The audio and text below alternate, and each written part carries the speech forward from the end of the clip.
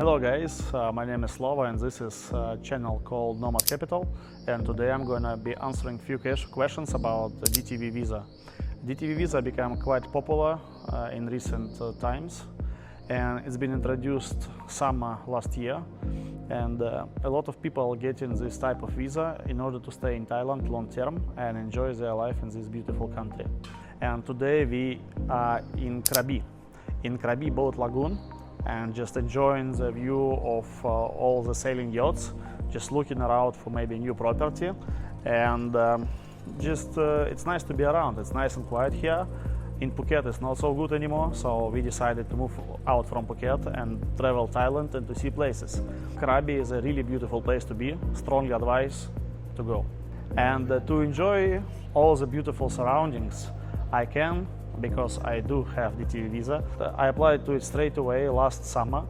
It was released for 4 days, and I was one of the first guys who received the visa straight away, because Thailand is one of my favorite countries, and I definitely would like to see more entrepreneurs here, and this is just for information purposes. Hopefully it would clarify a few things for you.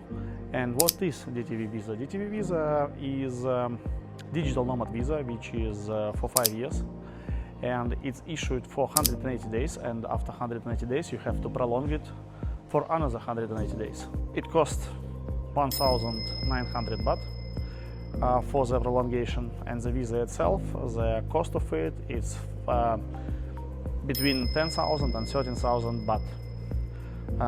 If you're doing a visa through the agency, prices can be different because agency fees are quite different around the globe.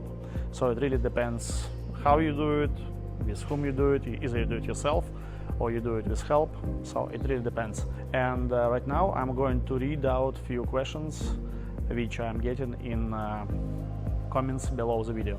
Can I get DTV visa if I had an overstay before? You can get DTV visa with overstay, but there would be few complications in getting the visa or in entering the country. So unless you have a reliable channel, I would not recommend doing entry without a reliable channel. You may get some questions asked at the embassy, or you will get questions at the airport. And if you had a problem before, it also depends on the length of overstay. If it only was 1 day, it's not a problem. But if it was like 25 years and then you decided to do a visa, probably it's going to be a big no for you. It would just be blatantly refused. However, in Thailand everything can be resolved if you're a good character and have money. So it really depends. Is it possible to get a DTV visa if damage rules before? Well, if you've been in prison or in some kind of restraining facility, I would strongly recommend to consider another country. It's possible, but I would not recommend it.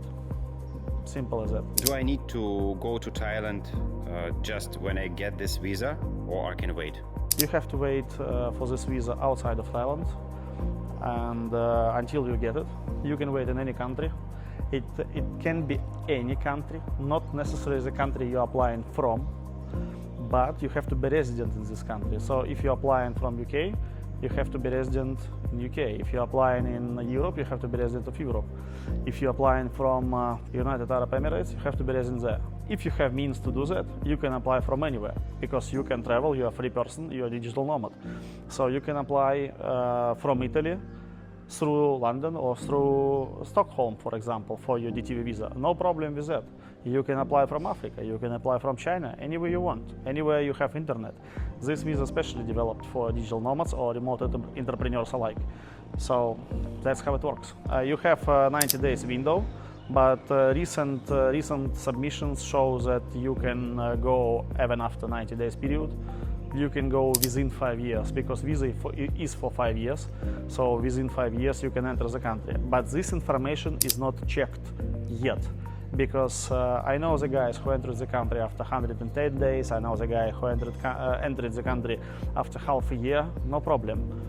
But it doesn't mean that immigration officer would say yes to that. Immigration officer has his own views or her own views on the process. So you maybe just blatantly refused entry, and that's it, and you would have to apply for a new one. That's how it works, folks. How does it look like, this type of visa? Okay, this visa looks like a PDF file which is sent to you to your email. It's connected to your passport. So if you change passport, you would have to change the connection between visa and passport. But the visa itself is a PDF file, you have to print it off just in case, and that's it. When you arrive, for example, in Bangkok, you don't show this type of visa, you just show your passport, and they see on systems that you applied, that you received the DTV visa, they stamp you for 180 days, and off you go. How much is this visa? Well, as I said, the government fee itself is 10,000 to 13,000 baht. However, I know the places where they charge 30,000 baht.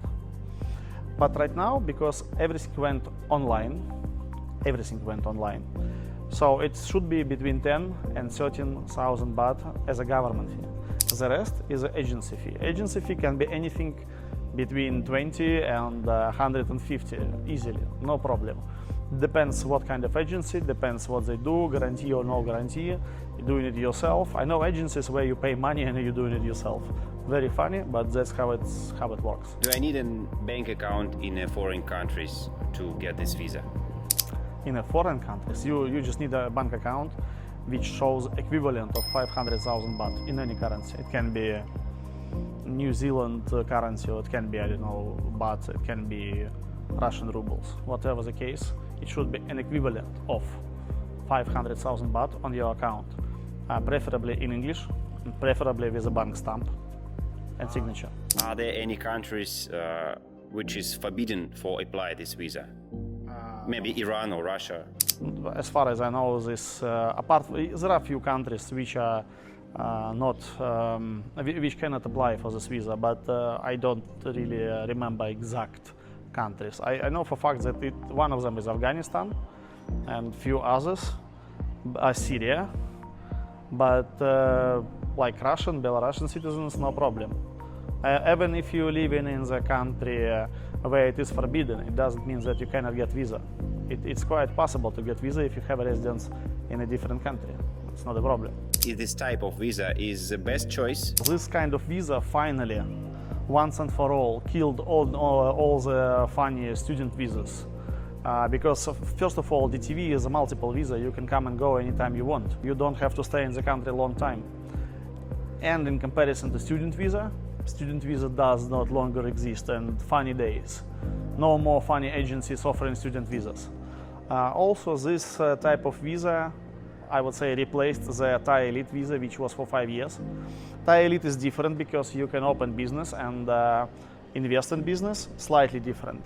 But still, Thai Elite cost about $10,000 to $15,000 or more, and DTV visa cost only like government fee plus agency fee. Usually it's around 50,000 baht, which is really, really beautiful because it is allow digital nomads and remote entrepreneurs enter the country, stay in the country, enjoy the country, and just be happy and work by the sea. Thank you very much, guys. I hope you like this video, and if you have any more questions, please send us direct questions to our Telegram, or maybe leave a comment below the video. Press like, subscribe to our channel. There would be a lot more content. Speak soon. See you later. Bye bye.